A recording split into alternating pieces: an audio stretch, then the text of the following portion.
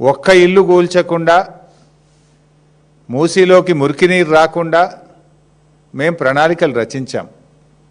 దాదాపు 4,000 కోట్లు ఖర్చు పెట్టి 32 ఎస్టీపీలు కట్టింది బీఆర్ఎస్. కాళేశ్వరం ప్రాజెక్టు ద్వారా గోదావరి నీళ్లను తెచ్చి మూసీలో వేసి ఆ మూసీని శుద్ధి చేయాలని ప్రణాళికలు రచించింది బీఆర్ఎస్. సో మీరు దాన్ని కొనసాగించండి. కానీ ఈరోజు రేవంత్ రెడ్డి గారి ప్రభుత్వం మూసీ ముసుగులో రియల్ ఎస్టేట్ వ్యాపారం చేయడాన్ని, మూసీ ముసుగులో పేదల ఇండ్లు కూల్చడాన్ని, మూసీ ముసుగులో లూటిఫికేషన్ను మాత్రమే బీఆర్ఎస్ వ్యతిరేకిస్తుంది.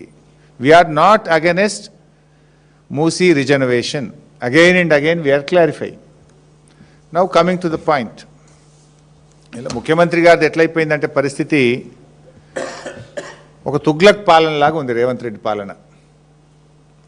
ఒకసారి మూసీ సుందరీకరణ అంటాడు, ఒకసారి మూసీ ప్రక్షాళన అంటాడు, ఇంకొకసారి మూసీ పునర్జీవము అంటాడు. అసలు ఏంది నువ్వు చేస్తుంది? ప్రక్షాళననా,